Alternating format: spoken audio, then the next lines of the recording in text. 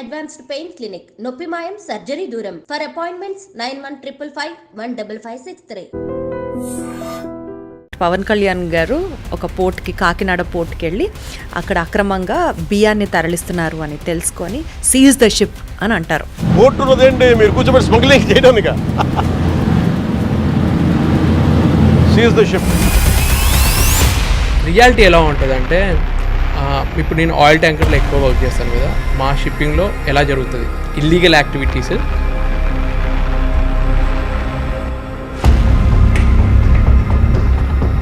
Lucky Bhaskar సినిమాలో చూపిస్తారు కదా, టీవీలు, ఫ్రిడ్జ్లు, కార్లని సైతం షిప్ చేస్తారు అని విన్నాం. వేరే కంట్రీలో దొరికే బట్టలకి చాలా డిమాండ్ ఉండేది, అక్కడ నుంచి తెచ్చుకొని ఇక్కడ అమ్మడము, వాచెస్. ఏదన్నా ఒక టఫెస్ట్ ఛాలెంజ్ మీరు టేకప్ చేసింది ఏమన్నా ఉందా? సరే, సూయజ్ కెనాల్లో ఒక కంటైనర్ షిప్, ఎవర్ గివెన్ అనే షిప్ మధ్యలో ఆగిపోతే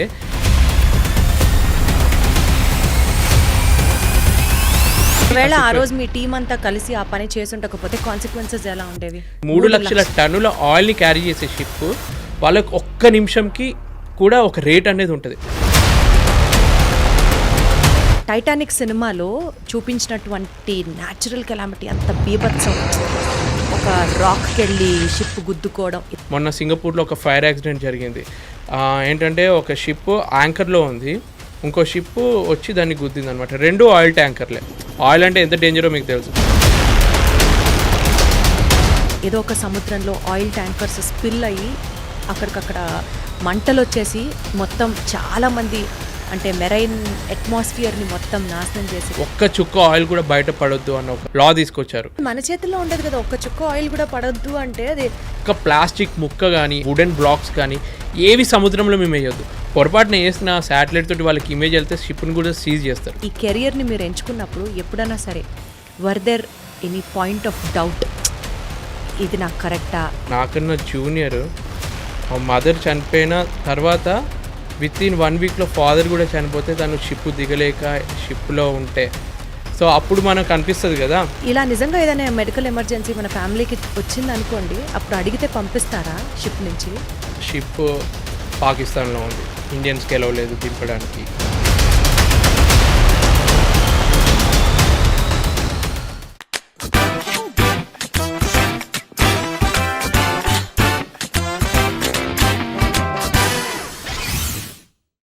హలో ఎవ్రీబడి, అందరికీ నమస్కారం. Welcome to deep talks with Deepthi. ఒక డాక్టర్ యూనిఫామ్ ఏంటి అంటే తెల్లకోట అని చెప్పేస్తాం. ఆ తెల్లకోట వేసుకొని ఒక డాక్టర్ నడిచొస్తూ ఉంటే తెలియకుండానే 2 చేతులు ఆయనకి దండం పెట్టాలనిపిస్తుంది. ఒక పోలీసుడి యూనిఫామ్ అంటే కాకి చొక్క వెనకాల బోలెడంతా స్వెట్ ఉంటుంది, బోలెడంతా స్ట్రెస్ ఉంటుంది, బోలెడంతా సమాజ హితం ఉంటుంది. అలాగే ఒక మెరైన్ ఇంజనీర్ కాస్ట్యూమ్ వెనకాల ఒక డిసిప్లిన్ ఉంటుంది, ఒక ప్రొఫెషనలిజం ఉంటుంది, అన్నిటికంటే ఎక్కువ ఒక రెస్పాన్సిబిలిటీ ఉంటుంది. కానీ ఇది కేవలం ఒక కాస్ట్యూమ్ మాత్రమే కాదు. ఆ షిప్లో వెళ్తున్న వాళ్ళ మెషిన్స్కి సంబంధించి మానవ ప్రాణాల దాకా సేఫ్టీ, ఎఫికసీ అండ్ అన్నిటికంటే ఎక్కువ ఎన్నో లైవ్స్ని ట్రాన్స్పోర్ట్ చేస్తున్నాము అన్న ఒక బీభత్సమైన బరువుతో కూడిన బాధ్యత ఉంటుంది. వీటన్నిటి కలయికే is the role of a marine engineer. ఈరోజు మన పాడ్కాస్ట్ షోలో we have a special guest for the show today, and he's none other than marine ఇంజనీర్గా మర్చెంట్ నేవీకి సంబంధించి మేము ఇంట్రడ్యూస్ చేయాలా, ఒక పాపులర్ యూట్యూబర్ అని చెప్పాలో తెలియదు, కానీ మొత్తానికి మన మనిషి అనుకునేటువంటి రాజశేఖర్ గారు మనతో ఉన్నారు. Hello Rajasekhar garu. Hello, thanks for the best introduction. You liked it? yes. Thank you so much. ఎలా ఉన్నారు? సూపర్. Wonderful wonderful. మీ ఇంటర్వ్యూస్ నేను గతంలో చూసినప్పుడు అసలు ఈయన భలే ఉన్నారే, యూట్యూబ్ మేనేజ్ చేస్తారు, మెరైన్ ఇంజనీర్గా మీ రెస్పాన్సిబిలిటీ హ్యాండిల్ చేస్తారు అని చాలా గొప్పగా అనుకునేదాన్ని. ఈరోజు మిమ్మల్నే నేను ఇంటర్వ్యూ చేయడం, ఇట్ ఈస్ లైక్ రియల్లీ నాకు చాలా మంచిగా అనిపిస్తోంది. సో నాకు కూడా సేమ్ ఫీలింగ్. నేను అప్పుడు బిగ్ బాస్ నుంచి TV9 నుంచి వెళ్ళి ఫాలో అవుతున్నాను. సో మీరు నన్ను ఇంటర్వ్యూ చేయడం కూడా చాలా హ్యాపీ మూమెంట్ నాకు. Thank you so much. To start with అండి, మెరైన్ ఇంజనీర్గా అసలు మీ కెరియర్ని మీరు ఎలా చూస్ చేసుకున్నారు? How did it all start with? Maybe destiny. ఎందుకంటే నేను ఇదే చిన్నప్పటి నుంచి ఒక మెరైన్ ఇంజనీర్ అవుదామని కల పెట్టుకొని వచ్చిన ప్రొఫెషన్ కాదు.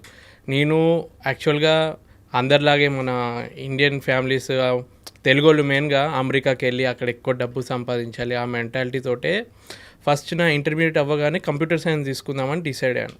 కాకపోతే నాకు మంచి ర్యాంక్ వచ్చింది, కానీ మంచి కాలేజ్ టాప్ కాలేజ్లో సీట్ రావాలంటే మెకానికల్ ఇంజనీరింగే సీట్ ఉందన్నమాట. సో కంప్యూటర్ సైన్స్ దొరకలేదు. సో మెకానికల్ ఇంజనీరింగ్ మంచి కాలేజ్ అని చెప్పి శ్రీనిధి కాలేజ్లో జాయిన్ అయ్యాను. ఆ టైంకి జాయిన్ అయిన తర్వాత ఇక నేను చదివిన 4 ఏళ్ళు మెకానికల్కి సంబంధించినదే జాబ్ చేస్తే బాగుంటుంది కదా అని ఒక థాట్ వచ్చింది నాకు. మళ్ళీ కంప్యూటర్కి ఎందుకు షిఫ్ట్ అవ్వాలి, అసలు mother of all engineering mechanical engineering అంటే ఒకప్పుడు దానికి ఇంత ప్రిఫరెన్స్ ఉండేదన్నమాట. సో దీనికి రిలేటెడ్గా నాకు ఏదైతే బాగుంటుందో అని సెర్చ్ చేస్తున్నప్పుడు షిప్పింగ్ కార్పొరేషన్ ఆఫ్ ఇండియా వల్ల ఇంటర్వ్యూ ఒకటి ఇట్లా మామూలుగా మనం గవర్నమెంట్ జాబ్స్కి అప్లై చేసినప్పుడు ఎలా అప్లై చేస్తామో ర్యాండమ్గా అప్లై చేశాను. అప్లై చేసి నేను మిస్టేక్ ఏం చేశానంటే మొత్తం ఫామ్ అప్లై చేసి పంపించాను. సడన్గా కాల్ వచ్చింది 1 వీక్ తర్వాత. మా మదర్ ఎత్తారు, హిందీలో మాట్లాడారు అనమాట. మా మదర్కి హిందీ రాదు, కాకపోతే ఏదో ఒకటి మేనేజ్ చేసి కమ్యూనికేషన్ చేసింది. వాళ్ళు ఏం చెప్పారంటే మీ అబ్బాయి ఏదైతే పంపాడో అప్లికేషన్ ఫామ్ అందులో తన పేరు రాయడం మర్చిపోయాడు, ఆయన పేరు చెప్పండి, అప్పుడు అతనికి మేము హాల్ టికెట్ పంపుతామని అన్నారు. సో అప్పుడు మా అమ్మ హిందీ అర్థం కాకపోయినా ఏదో ఒకటి చెప్పి నా పేరు చెప్పి అక్కడ నేమ్ రాపిచ్చింది అనమాట. రాసిన తర్వాత వాళ్ళు నాకు ఎగ్జామ్కి పిలిచి అప్పుడు ఆల్ ఇండియా 2nd ర్యాంక్ వచ్చిందనమాట నాకు. సో అక్కడ నుంచి వెళ్ళి అక్కడ ఇంటర్వ్యూ అటెండ్ అవుతున్నప్పుడు నాకు తెలిసింది ఇలా షిప్లో 6 నెలలు ఉండాల్సి వస్తుంది అని చెప్పి. సో అప్పటి వరకు నా థాట్ ఎలా ఉండేదంటే ఏదో పోర్ట్లో ఒక 6 months వర్క్ చేస్తాము, మళ్ళీ ల్యాండ్లోనే ఉంటుంది కదా పోర్టు, ఏం భయం ఉండదు అన్న ఒక ఫీలింగ్ తోటి ఉన్నాను. కానీ ఆ ఇంటర్వ్యూలో వాళ్ళు అన్నారు 6 months అలా సముద్రం మధ్యలో ఉండాల్సి వస్తుంది మీరు అన్నప్పుడు నాకు అప్పుడు లైట్ వెలిగిందనమాట. ఓహో, అంటే నేను ల్యాండ్ మీద ఉండను, ఇలా పెద్ద షిప్లలో వెళ్ళి సముద్రంలో సేల్ చేయాలని అప్పుడు నాకు తెలిసింది. ఆయన అక్కడ కొంచెం స్మార్ట్గా యాక్ట్ చేసి నాకు ఆల్రెడీ తెలుసు అన్న అబద్ధం ఆడేసి ఇంటర్వ్యూలో సెలెక్ట్ అయ్యాను. సో అప్పటి నుంచి మొదలైందనమాట నా జర్నీ. అంటే తెలియకుండా ఊబిలో పడ్డారు అన్నట్టే అలా ఒక్కసారి ఆ సముద్రం వాటర్ ఒక్కసారి టేస్ట్ చేస్తే అది వదలదు అంటారు, మా షిప్పింగ్ ఫీల్డ్లో అంటారు అనమాట. ఒక్కసారి నువ్వు షిప్ ఎక్కితే దాన్ని మళ్ళీ నువ్వు ఎంత వదులుకోవాలనుకున్నా వదలవు, అందులోనే ఉండిపోవాల్సి వస్తుంది. సో స్టార్టింగ్ అనుకున్నాను 3 years చేస్తే చాలు అని, ఇప్పుడు ఆల్మోస్ట్ 14 years అయింది జర్నీ. అబ్బా, సో ఇప్పటి వరకు మీ జర్నీ ఎలా ఉందండి? అప్స్ ఉన్నాయి, డౌన్స్ ఉన్నాయి. బట్ నేను ఒకటి బాగా నమ్ముతాను, మనిషి 1 గంట హ్యాపీగా ఉండాలి అంటే వాళ్ళకి నచ్చిన వాళ్ళతో టైం స్పెండ్ చేయొచ్చు. ఒక రోజు బాగుండాలంటే పాత ఫ్రెండ్స్ని కలవచ్చు. ఒక వారం మంచిగా ఉండాలంటే ఒక టూర్కి వెళ్ళి హ్యాపీగా స్పెండ్ చేయొచ్చు. నెల బాగుండాలంటే పెళ్ళి చేసుకోవచ్చు. ఓన్లీ 1 month వరకు హ్యాపీగా ఉండగలం. కాకపోతే లైఫ్ లాంగ్ మనం హ్యాపీగా ఉండాలి అంటే మనకి నచ్చిన పని, ఒక యూనిక్ పని, అందరూ గుర్తించే పని, మనకి సాటిస్ఫాక్షన్ ఇచ్చే పని చేసే వాళ్ళు ఉంటారు చూడు, వాళ్ళు లైఫ్ లాంగ్ హ్యాపీగా ఉంటారు. సో ఒక విధంగా చెప్పాలంటే అటువంటి ఒక యూనిక్ ప్రొఫెషన్ నాకు దేవుడు కల్పించాడు. ఎవరికి దొరకని ఒక అవకాశం ఇచ్చినందుకు I feel very happy. So and so as Rajasekhar గారు చాలా హ్యాపీగా ఉన్నారు అని అయితే నేను అర్థం చేసుకుంటున్నాను. బికాజ్ మీకు నచ్చిన పని, యునీక్ పని, మీరు చెప్పిన అన్ని క్వాలిఫికేషన్స్తో కూడిన పని మీరు చేస్తున్నారు కాబట్టి. ఎస్, ఓకే, మీరు హ్యాపీగా ఉన్నారు. I can understand that and sense your in your eyes as well. అయితే సముద్రంలో మీ జాబ్, ఓకే, మీరు సముద్రంలో ఉన్నప్పుడు, మీరు మీ జాబ్లో ఉన్నప్పుడు ఏదన్నా ఒక టఫెస్ట్ ఛాలెంజ్ మీరు టేకప్ చేసింది ఏమన్నా ఉందా? మీరు చూసింది అంటే డెఫినెట్లీ 1-2 కాదు, యూ మస్ట్ హ్యావ్ ఈ 14 years జర్నీలో definitely you must have encountered many toughest challenges. నిజంగా ఈ ప్రొఫెషన్ ఇంత టఫ్ ఉంటుందా, ఇంత ఛాలెంజింగ్ ఉంటుందా అని మేము అర్థం చేసుకోవడానికి అడుగుతున్నాం మిమ్మల్ని ప్రశ్న. ఇప్పుడు టఫెస్ట్ ఛాలెంజ్ అంటే 2 విధాలుగా ఆన్సర్ చేయొచ్చు. ఒకటి మొత్తం ప్రొఫెషన్కి రిలేటెడ్, ఇంకొకటి అందులో పనిచేస్తున్న మనుషుల సైకాలజీని బట్టి, అంటే వాళ్ళు పర్సనల్గా ఏదైనా ప్రాబ్లంలో ఉన్నప్పుడు ఆ సొల్యూషన్ ఫైండ్ అవుట్ చేయడం. ఈ 2 విషయాల్లో ఫస్ట్ది ప్రొఫెషనల్గా ఏంటంటే షిప్ ఒక కంజెస్టెడ్ ఇంపార్టెంట్ ప్లేస్లో వెళ్తుంది. షిప్కి ఇంపార్టెంట్ అంటే నియరెస్ట్ పోర్ట్ దగ్గరికి వెళ్ళినప్పుడు కానీ, సూయేజ్ కెనాల్ క్రాస్ చేస్తున్నప్పుడు కానీ చాలా జాగ్రత్తగా ఉండాలి. ఒకవేళ మీకు తెలిసే ఉండొచ్చు, ఒకసారి సూయేజ్ కెనాల్లో ఒక కంటైనర్ షిప్ ఎవర్ గివెన్ అనే షిప్ మధ్యలో ఆగిపోతే ఆల్మోస్ట్ ట్రాఫిక్ జామ్ అయినట్టు ఆగి ప్రపంచంలో ఆల్మోస్ట్ ట్రేడ్ అంతా నిలిచిపోయిందనమాట. సో అటువంటి కొన్ని ఇంపార్టెంట్ పోర్ట్స్లో సడన్గా షిప్లో ఉన్న ఇంజన్కి ఏదైనా ప్రాబ్లం వస్తే అది అప్పటికప్పుడు సాల్వ్ చేయాలి. అలాంటి ఒక సిచ్యువేషన్ ఒక పోర్ట్కి రీచ్ అవుతున్నప్పుడు పక్కన కొన్ని షిప్పులు ఉన్నాయన్నమాట. సో అటువంటి సిచ్యువేషన్లో ఏంటంటే షిప్ ఇంజన్కి ప్రాబ్లం వచ్చిందంటే అది ఆగిపోతుంది షిప్. అది మొత్తము ఆ వాటర్ అలలకి ఒక ప్లేస్లో ఉండదు, అటు ఇటు వెళ్తూ ఉంటుంది. పక్కనున్న షిప్ గుద్దుకునే ఛాన్స్ ఉంటుంది, లేదంటే దగ్గరలో ల్యాండ్ ఉంటే అక్కడ గ్రౌండింగ్ అయ్యే ప్రమాదం ఉంటుంది అనమాట. సో అటువంటి సిచ్యువేషన్ ఒకసారి వచ్చినప్పుడు, సో షిప్లో మా ఇంజన్ డిపార్ట్మెంట్లో ఒక 10 మంది ఉంటామనుకోండి, 10 మందితోటి 3 గంటల్లో ప్రాబ్లం క్లియర్ చేయొచ్చు. అప్పుడు 3 అవర్స్ కూడా లేదు, విత్ ఇన్ 1 అవర్లో ఆ ప్రాబ్లమ్ని సాల్వ్ చేయాల్సి వచ్చింది. అంటే ఇంజన్లో మెయింటెనెన్స్ చేయాల్సి వచ్చింది, ఒక బ్రేక్ డౌన్ వచ్చింది. సో అప్పుడు ఏం చేసామంటే, మాది ఇంజన్ డిపార్ట్మెంట్, సో షిప్లో డెక్ డిపార్ట్మెంట్ అని కూడా ఉంటుంది. సో 10 ప్లస్ వాళ్ళు ఒక 11 మెంబర్స్, వాళ్ళ హెల్ప్ కూడా తీసుకొని, చీఫ్ కుక్ ఇంకా జిఎస్ అని ఇంకొకరు 2 ఉంటారనమాట, అంటే ఫుడ్ డిపార్ట్మెంట్ వాళ్ళ హెల్ప్ కూడా తీసుకొని, అందరు మీరు రావాల్సిందే ఎమర్జెన్సీ సిచ్యువేషన్ అని చెప్పి ఆ టైంలో ఆ ప్రాబ్లమ్ని మేము ఒక టీం వర్క్ లాగా సాల్వ్ చేసి షిప్ని 1 అవర్లో రెడీ చేసాము. అటువంటి సిచ్యువేషన్స్ ఒక టీం వర్క్ తోటి మనం తొందరగా చేయొచ్చు అని ప్రాక్టికల్గా తెలుసుకున్నాను. అంటే నేను ఒక్కనే గొప్ప చేశాను అన్నట్లేదు, మా టీం మొత్తం కష్టపడి. ఒకవేళ ఆ రోజు మీ టీం అంతా కలిసి ఆ పని చేసి ఉండకపోతే కాన్సిక్వెన్సెస్ ఎలా ఉండేవి? చాలా పెద్ద కాన్సిక్వెన్సెస్ ఉంటాయి. అంటే ఒకవేళ వెళ్ళలేకపోయింది అనుకో, షిప్ నడవలేదు అనుకో, అది మెల్లమెల్లగా డ్రిఫ్టింగ్ అయ్యి పక్కనున్న ల్యాండ్కి కింద మట్టిలో అది ఇరుక్కుపోతే గ్రౌండింగ్ అని అంటారు అనమాట. అది ఇరుక్కుపోతే మళ్ళీ దాన్ని లాగడం కష్టం, అక్కడే ఉండిపోద్ది. మళ్ళీ పెద్ద పెద్ద టగ్గులు తీసుకొచ్చి అది ఆగిపోతే వెనకాల ఉన్న షిప్పులు కానీ అటు నుంచి వచ్చే షిప్పులు కానీ డైవర్ట్ అవ్వడం కష్టం అవుతుంది. అటువంటి కొన్ని ఉంటాయన్నమాట. ఇంకా కమర్షియల్ లాస్ కూడా ఎక్కువ ఉంటుంది. ఒక షిప్లో ఇప్పుడు నేను వర్క్ చేసే ఆయిల్ ట్యాంకర్ VLCC అని అంటారు, 3 లక్షల టన్నుల ఆయిల్, 1 టన్ అంటేనే 1000 కేజీలు ఉంటుంది. అటువంటిది 3 లక్షల టన్నుల ఆయిల్ని క్యారీ చేసే షిప్, వాళ్ళకి 1 నిమిషంకి కూడా ఒక రేట్ అనేది ఉంటుంది. ఒక్క రోజుకి ఒక $80,000 రెంట్ కడతారు వాళ్ళు షిప్కి. 1 గంట ఆగిపోయినా కానీ వాళ్ళకి హెవీ లాసే కదా, వీళ్ళు అనుకున్న టైంకి అది రీచ్ అవ్వాలి.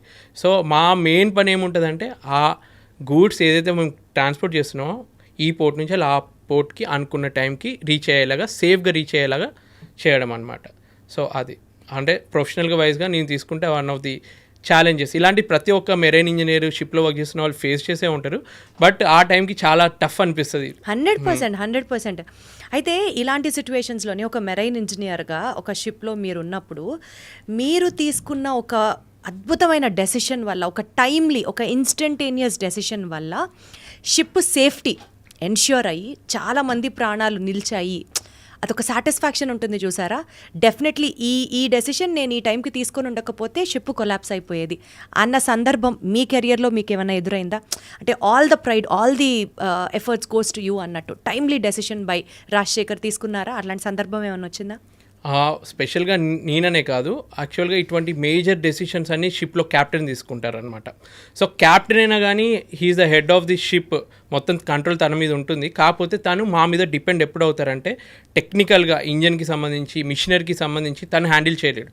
ఏదున్నా కానీ ప్రాబ్లం ఇది, ఇప్పుడు ఒక షిప్ ఉంది, యాంకర్లో ఉంది, కాకపోతే ఒకేసారి సైక్లోన్ వచ్చింది, అక్కడ నుంచి వెళ్ళి దాన్ని యాంకర్ని ఎత్తి వెంటనే ఇంకో ప్లేస్కి వెళ్ళాలి, లేదంటే ఆ సిచ్యువేషన్ అవుట్ ఆఫ్ కంట్రోల్ అయిపోయి పొల్యూషన్ అయ్యే ఛాన్స్ ఉండొచ్చు, ఏదైనా అయ్యే ఛాన్స్ ఉండొచ్చు అని క్యాప్టెన్ వెంటనే సడన్గా ప్రకృతిలో ఏం జరుగుతుందో మనకు తెలియదు, సైక్లోన్ వస్తుంది అంటే అతను డైరెక్ట్ మాకు చెప్తాడు. సో ఆ టైంకి మేము మెషినరీని తొందరగా రెడీ చేయడము, ఇటువంటి చిన్న చిన్న ఛాలెంజెస్.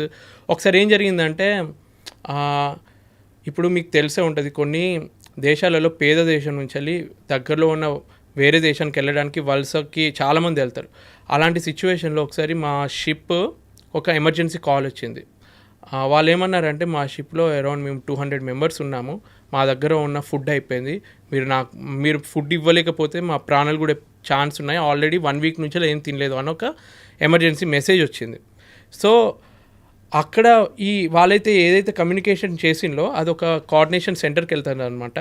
సో వాళ్ళు మా షిప్ క్యాప్టెన్కి మెసేజ్ పెట్టారు, మీ షిప్ వాళ్ళు ఏదైతే మెసేజ్ పెట్టినో దాని దగ్గరలోనే ఉంది, మీరు కొంచెం వెతికి ఆ షిప్ కోఆర్డినేట్స్ వాళ్ళు ఇస్తారనమాట, లొకేషన్ని వెతికి మీరు ఫుడ్ ఇవ్వండి అని. అంటే విత్ ఇన్ నాకు తెలిసి 1 అవర్లో షిప్లో మాకు 1 నెల రోజులకు సంబంధించిన ఫుడ్ ఉంటే దాంట్లో మేము ఒక 10 రోజులకి సంబంధించిన ఫుడ్ పెట్టుకొని మిగిలిన 20 రోజులకు సంబంధించిన ఫుడ్ని అంతా ప్యాక్ చేసి విత్ ఇన్ 1 అవర్ అందరు కలిసి ప్యాక్ చేసి.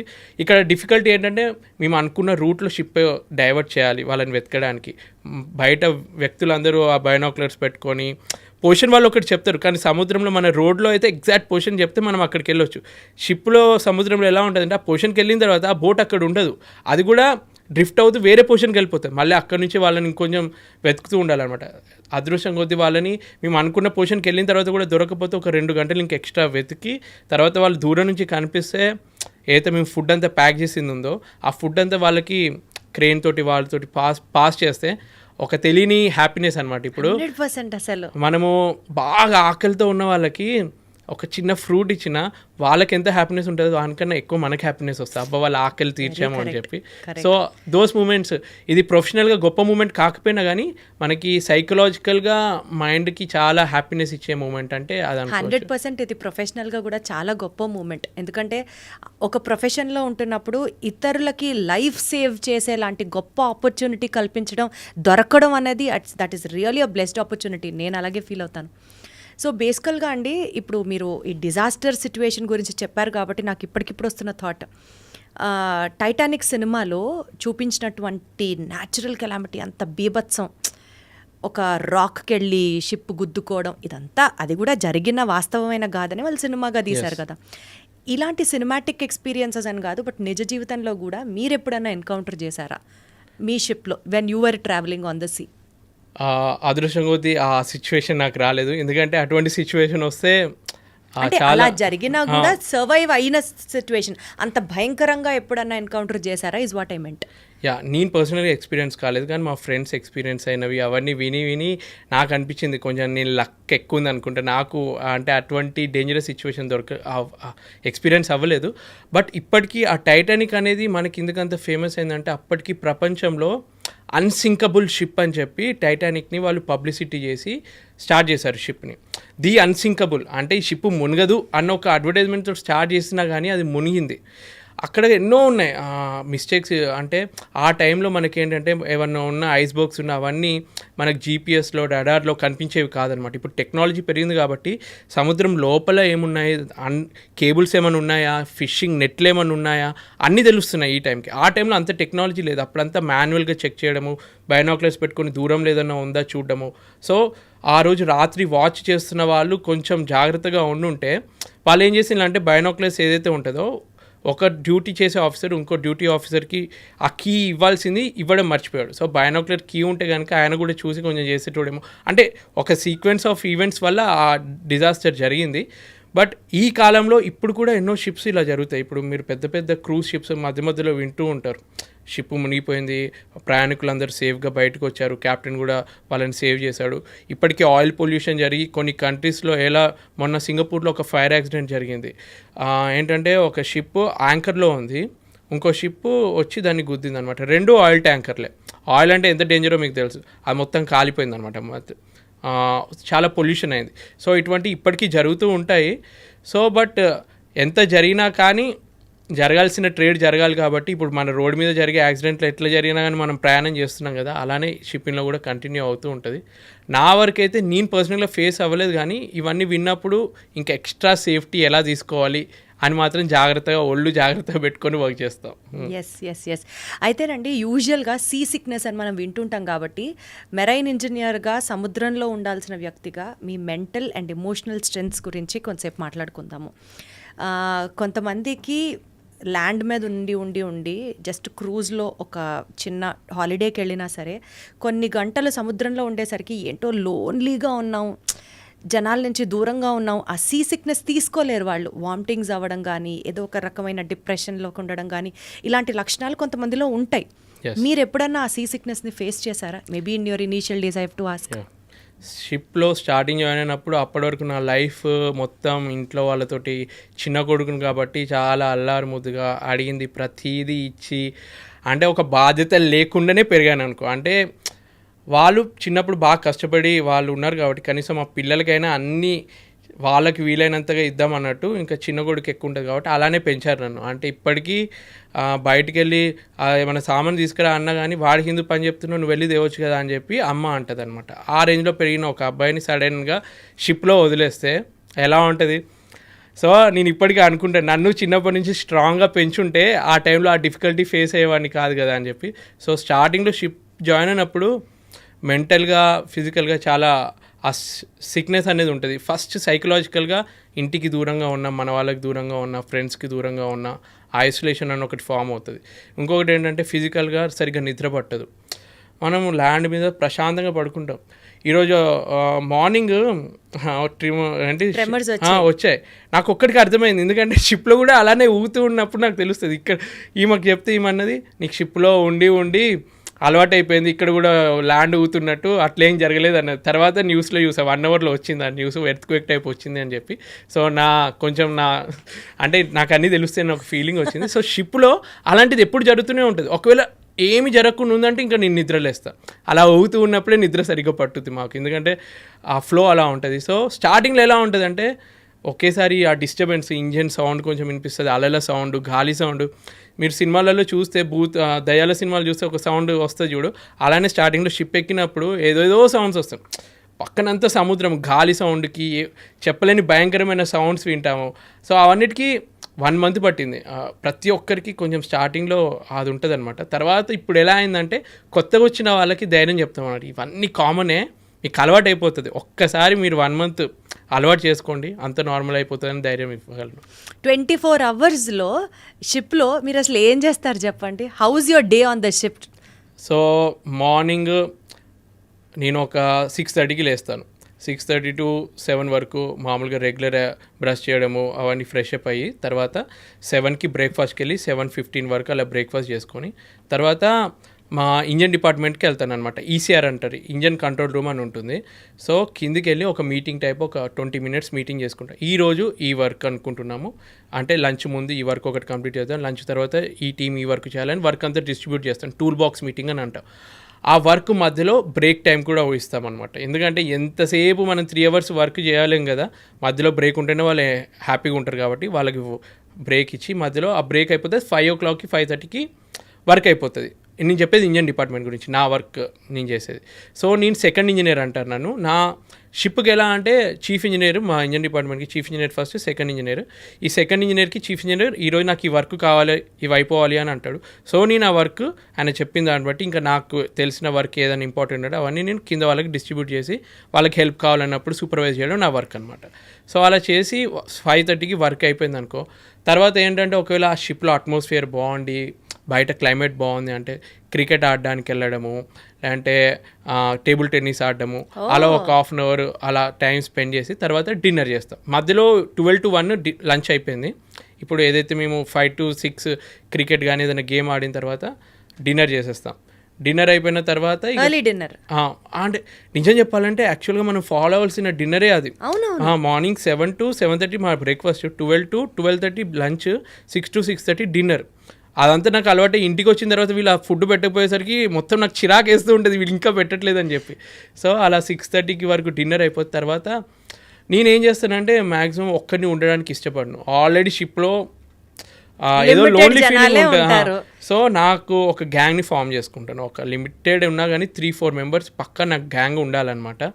నా జూనియర్స్ని నా ఫ్రెండ్ అయిపోతాడు. అండ్ అంతసేపు కొంచెం ఓవర్ యాక్షన్ చేసి నేను వర్క్ ఇది ఇచ్చినా కానీ 6:30 తర్వాత ఫ్రెండ్స్ లాగా మేము కలిసి మూవీ చూడడము, లేదంటే సిరీస్ చూడడము, లేదంటే వీడియో గేమ్ ఆడడము, టేబుల్ టెన్నిస్, ఇంకా అలాంటిది ఏదో ఒకటి యాక్టివిటీ చేస్తాము. ఇంకా నాకు అప్పుడప్పుడు యూట్యూబ్ వీడియోస్కి ఎడిట్ చేసుకోవడము, నాకు 1 hour మినిమం డైలీ పెట్టుకుంటాను. ఆ 1 hourలో వీడియో ఏదో ఒకటి షూట్ చేసుకోవడము, ఎడిట్ చేసుకోవడము. ఈమెకి అది చాలా లో క్వాలిటీలో దాన్ని కన్వర్ట్ చేసుకొని మళ్ళీ మా వైఫ్కి పంపితే తను ఏదో అడ్జస్ట్మెంట్ చేసి హై క్వాలిటీకి తెచ్చి పోస్ట్ చేయడం, అలా అన్న రొటీన్ ఇలా జరుగుద్ది. నాకు మెయిన్గా నచ్చే పాయింట్ ఏంటంటే డిన్నర్ తర్వాత 2-3 hours నేను స్పెండ్ చేస్తాను చూడు, వాళ్ళతో కూర్చొని టీవీ చూడడము, సిరీస్ చూడడము, అందులోనే మొత్తం ఎనర్జీ లెవెల్స్ పెరుగుతాయి అనమాట, రిఫ్రెష్ అయిపోతాం మేము. కరెక్ట్ చాలా అవసరం కూడా. బేసికల్గా అండి బిగ్ బాస్ హౌస్కి వెళ్తే టైము, సెల్ ఫోను, న్యూస్ పేపర్లు ఇవేమీ ఉండవు. సముద్రంలోకి వెళ్తే ప్రపంచంలో ఏం జరుగుతోంది అన్న అంశాలు అన్నిట్లోంచి కట్ ఆఫ్ అయిపోయినట్లు ఉంటుందా, లేకపోతే even you guys keep updating your self, ఇవి వార్తలు, ఇవి జరుగుతోంది, అట్లా మీకు కూడా ఇన్ఫర్మేషన్ తెలుస్తుందా? ఇప్పుడు మీకు ఒక 100% ఇన్ఫర్మేషన్ తెలుస్తే మాకు 10% తెలుస్తుంది. ఎందుకంటే తెలుస్తుంది కానీ మాకు అంతా ఉండదన్నమాట. ఇప్పుడు ఎక్కడ వెళ్ళినా కానీ మీకు కనిపించే మేము ఎంతోమంది కొత్త వ్యక్తులు కలుస్తూ ఉంటారు, వాళ్ళు కొత్త విషయాలు చెప్తారు మీకు, లేదంటే న్యూస్ పేపర్లో తెలుస్తూ ఉంటాయి కొత్త విషయాలు. మాకు ఎలా ఉంటుందంటే లిమిటెడ్ ఉంటుంది. ఏదో 1 MBలో న్యూస్ అంతా కవర్ చేస్తే ఒకటి ఇస్తారు, అది చదవడానికి కూడా అప్పుడప్పుడు మాకు టైం దొరకదు వర్క్ షెడ్యూల్ వల్ల. మాట్లాడే కొంచెం టైం ఉంటే ఇంట్లో వాళ్ళతోటే మాట్లాడతాం. ఇంట్లో వాళ్ళు అరే ఇక్కడ ఇది జరిగిందంటే అని వరల్డ్లో జరిగే విషయాలు ఏం చెప్పరు. ఇంట్లో జరిగే అత్తగూడల విషయాలు లేదంటే వాళ్ళతో పాప చేసే అల్లరి విషయాలు అవి వాటితోటి టైం అయిపోతుంది. సో ప్రపంచం గురించి మాకంత పట్టింపు ఉండదు. అప్డేట్ అవ్వలేరు అయితే మ్యాక్సిమం అవ్వను. జస్ట్ ఈ సోషల్ మీడియాలో ఉన్నాను, ట్రెండింగ్ టాపిక్స్ ఏంటో తెలుసుకుందాం అని చెప్పి అప్పుడు వైఫ్ని అడిగి కొంచెం చెప్పమ్మా ఏం నడుతుంది ఇది అంటే ఆమె కూడా చిరాగ్గా నాతో మాట్లాడవు కానీ నీకు ఎంతసేపు యూట్యూబ్ దాని గురించే ఇన్ఫర్మేషన్ కావాలంటావు అని చెప్పి ఏదో కొంచెం ఇన్ఫర్మేషన్ ఇస్తుంది. అసలు ఎట్లా రాజశేఖర్ గారు ఈ ప్రొఫెషన్లో ఉంటూ యూట్యూబ్ని కూడా బ్యాలెన్స్ చేయాలని మీకు ఎట్లా వచ్చింది థాట్ అసలు? అంటే నాకు చిన్నప్పటి నుంచి వెళ్ళి అదొక తెలియని ఎగ్జైట్మెంట్ అనమాట. అంటే స్కూల్లో ఉన్నప్పుడే ఫస్ట్ షో సినిమాలకు వెళ్ళి మా స్కూల్ ఫ్రెండ్స్ అందరికీ రివ్యూలు చెప్పడము. మా అన్నయ్యకి ఏంటంటే డ్యాన్స్ బాగొచ్చు అని తను ఎప్పుడూ ముందే ఉండి అన్ని స్టేజ్లో పర్ఫార్మెన్స్కి తను తీసుకెళ్ళేది. నాకు అంత ప్రిఫరెన్స్ ఇచ్చేటోళ్ళు కాదు. సో అప్పటి నుంచి అది ఏదో ఇన్ఫీరియారిటీ కాంప్లెక్స్ అంటారు కదా, నాకు టాలెంట్ లేదనుకుంటున్నారా మీరు, నన్ను ఎందుకు ఇంపార్టెన్స్ ఇవ్వట్లేదు, నేను రుజువు చేయాలి అని చెప్పి వచ్చిన థాట్. అదృష్టం కొద్దీ ప్రతి ఒక్కరికి ఒక్కరే నాకు ఇంట్రెస్ట్ ఉంటే నేను ఒక్కనే చేయాల్సి వస్తుంది కదా. నాకేంటంటే నా ఇంట్రెస్ట్ తోటి నా వైఫ్ని, మా మదర్ని, ఇప్పుడు మా అత్తయ్య మామయ్యల్ని, అదితి వాళ్ళ చెల్లెన్ని, వాళ్ళ హస్బెండ్ని ప్రతి ఒక్కరిని ఇన్వాల్వ్ చేసి వాళ్ళ ఇంట్లో ఇట్లా పక్కన ఉంటే ఏదైనా ఐడియా వస్తే వాళ్ళతో కూడా వీడియో చేసి పెడతాను అనమాట. సో ఫ్యామిలీ యూట్యూబ్ చేసేస్తున్నారు అయితే అసలు. Good very happy for you. యాక్చువల్గా ఈ పాయింట్ అంటే మీ ప్రొఫెషన్ అనే కాదు ఎవరినైనా సరే అడగచ్చు, బట్ ఎస్పెషల్లీ మిమ్మల్ని ఎందుకు అడుగుతున్నానంటే అసలుకే ఒంటరిగా ఉంటారు, అసలుకే హ్యూమన్ రిసోర్సెస్ మీకు చాలా లిమిటెడ్గా ఉంటాయి. ఇలాంటి సిచ్యువేషన్లో ఈ కెరియర్ని మీరు ఎంచుకున్నప్పుడు ఎప్పుడైనా సరే were there any point of doubt, ఇది నాకు కరెక్టా, ఈ ప్రొఫెషన్లో నేను కంటిన్యూ అవ్వగలనా, ఈ ప్రొఫెషన్లో ఉంటే నేను ఇంకెంతకాలం ఫ్యామిలీకి దూరం అవ్వాలి, లేదా అనవసరంగా ఒక రెగ్రెట్ అనమాట, నేను ఈ ప్రొఫెషన్ చూస్ చేసుకోకుండా ఉండాల్సిందే, అలాంటి డౌట్ కానీ లేకపోతే ఇన్సెక్యూరిటీ కానీ లేకపోతే రెగ్రెట్ కానీ ఎప్పుడన్నా మీరు ఫీల్ అయ్యారా? నిజం చెప్పాలంటే ప్రతి ఒక్క హ్యూమన్కి ఏ జాబ్ చేస్తున్నా కానీ ఏదో ఒక పాయింట్ ఆఫ్ మూమెంట్లో టెంపరీగా అనిపిస్తుంది, అరే ఎందుకున్నానరా బాబు, అంటే ఇది కాకుండా ఇంకా వేరే సిచ్యువేషన్లో ఉంటే బాగుండన్న థాట్ వచ్చినట్టే ఫ్రాంక్గా చెప్పాలంటే నాకు వచ్చింది. అలాంటి కొన్ని మూమెంట్స్ ఏంటంటే డాడీకి నాన్నకి హార్ట్ స్ట్రోక్ వచ్చినప్పుడు ఆ టైంలో నేను షిప్ దిగి డాడీ దగ్గరికి వెళ్ళలేను. అదృష్టం కొద్దీ మా బాబాయి వాళ్ళందరూ కేర్ తీసుకొని ఇప్పుడు అంతా ఓకే అయిపోయింది. కానీ అటువంటి మూమెంట్లో మా వైఫ్కి కార్ యాక్సిడెంట్ అయ్యి ఇక్కడ నోస్ ఇక్కడ కట్ అయ్యి కుట్లు పడ్డప్పుడు అంటే అవన్నీ సడన్గా తెలిసిన మూమెంట్లో నేను షాక్లో ఉండిపోతాను. ఫస్ట్ ఆఫ్ ఆల్ ఏంటంటే మా ఇంట్లో వాళ్ళు చెప్పారు తొందరగా. మా డాడీకి హార్ట్ స్ట్రోక్ వచ్చిన విషయం మా మమ్మీ నాకు చెప్పలేదు. 1 డే తర్వాత మా బాబాయ్ నాకు చెప్పారనమాట, ఇలా హార్ట్ స్ట్రోక్ వచ్చింది, నీకు వీలైతే తొందర రా అని చెప్పి. చెప్తేనే కదా నేను ఏమైనా అరేంజ్మెంట్స్ చేసుకోగలను. కానీ షిప్ మధ్యలో ఉన్నప్పుడు పర్మిషన్ దొరకలేదు. సేమ్ అద్వితి కార్ యాక్సిడెంట్ అయినప్పుడు కూడా అదే సిచ్యువేషన్. ఫోన్ చేసి ఆ రోజు నేను రెగ్యులర్గా ఒక టైంకి మాట్లాడతాను అనమాట. నా టైమింగ్స్ చేంజ్ అవుతూనే ఉంటాయి. ఇప్పుడు ప్రపంచం మొత్తం తిరుగుతూ ఉంటాయి కాబట్టి ఒక్కొక్క రోజుకి నాకు ఒక టైం ఉంటుంది, ఈమెకు ఒక టైం జోన్ ఉంటుంది. నేను కాకపోతే తనకు తెలుస్తుంది ఇప్పుడు ఈ టైం జోన్లో ఉన్న నాకు మెసేజ్ చేస్తాడు అని చెప్పి. అలా మెసేజ్ చేస్తూ ఒకరోజు రిప్లై ఇవ్వలేదు. 2 గంటల తర్వాత రిప్లై ఇచ్చింది. అప్పటికి కార్ యాక్సిడెంట్ అయిపోయి ఆమె హాస్పిటల్లో ఉండి ఆ సర్జరీకి ప్లాన్ చేస్తున్నప్పుడు వరకు కూడా ఆమె చెప్పలేదు ఇట్లా యాక్సిడెంట్ అయ్యి నేను హాస్పిటల్లో ఉన్నా అని చెప్పి. నెక్స్ట్ డే మా అత్తయ్యకి ఫోన్ చేసి మాట్లాడుతుంటే మా అత్తయ్య చెప్పింది ఇట్లా హాస్పిటల్లో జాయిన్ అయింది, ఇట్లా యాక్సిడెంట్ అయింది. మా డాడీకి ఫోన్ చేసి మాట్లాడుతుంటే మా డాడీ ఏడుస్తూ ఇట్లా యాక్సిడెంట్ అయింది అని చెప్తే ఎవరైనా ఏడుస్తే ఇంకా టెన్షన్ వస్తుంది, ఇంకేదన్నా జరిగిపోయిందా అని అది ఉంటుంది చూడు. తర్వాత నువ్వు ఫోన్ పెట్టి అని చెప్పి మా అత్తయ్య ఫోన్ చేసిన. అత్తయ్య అయితే కొంచెం ఏడవకుండా కొంచెం చెప్తుందని చెప్పి ఫోన్ చేసి మాట్లాడితే ఏం కాలేదు, సర్జరీ చేస్తారు, 3-4 కుట్లు వేస్తారంట, నయమైపోతుంది అని అన్నారు. కాకపోతే ఆ టైంలో వాళ్ళకి కావాల్సింది ఏంటి, నేను పక్కనుంటే బాగుండు అని అది ఉంటుంది చూడు, అది లేదు.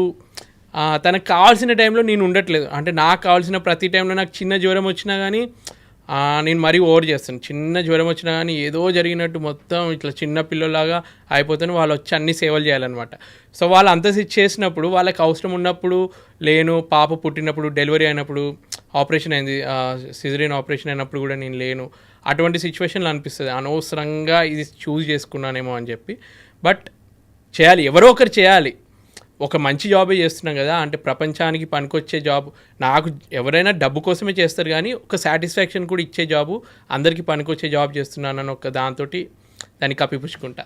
గ్రేట్ అండి, మీరు నిజంగా మామూలు గ్రేట్ కాదు. యాక్చువల్గా ఇలాంటి థాట్స్ వచ్చినప్పుడు మీకు మీరు ఎలా ధైర్యం చెప్పుకుంటారు? నేను వేరే వాళ్ళతో కంపేర్ చేసుకుంటాను. నాకు ఏంటంటే ఎవరైనా డబ్బు బాగా సంపాదించిన వాటిలో కంపారిజన్ చేసుకొని, కానీ నేను బాధల్లో ఉన్నప్పుడు నాకన్నా ఎక్కువ ఎవరు బాధపడుతున్నారా అని చెప్పి వాళ్ళ గురించి ఆలోచిస్తాను.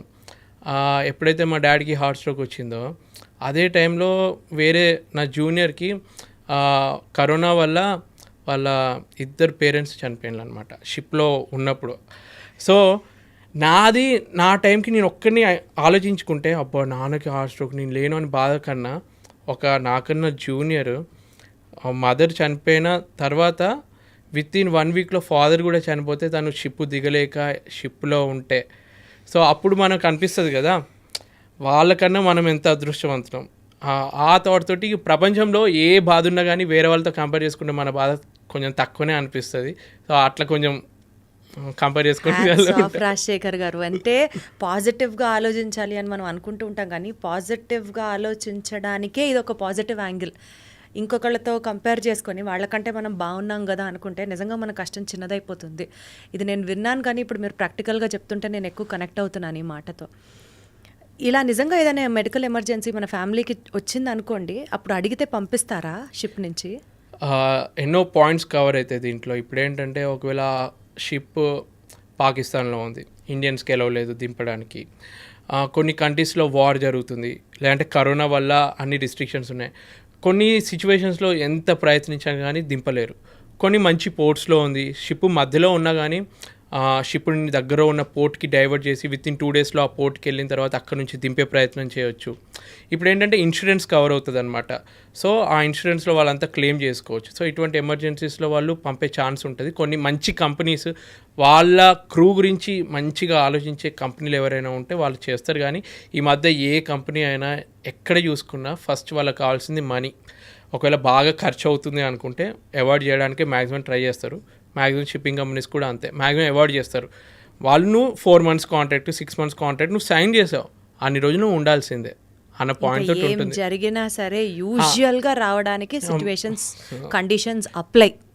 ఏమన్నా మరీ ఎమర్జెన్సీ అంటే ఇక దగ్గర రిలేటివ్ అయింది అంటే అప్పుడు బాగా ఆలోచించి డైవర్ట్ చేసి పంపడం అట్లా చేసే కంపెనీస్ ఉన్నాయి. బట్ మ్యాక్సిమం చాలా మటుకు చేయరు.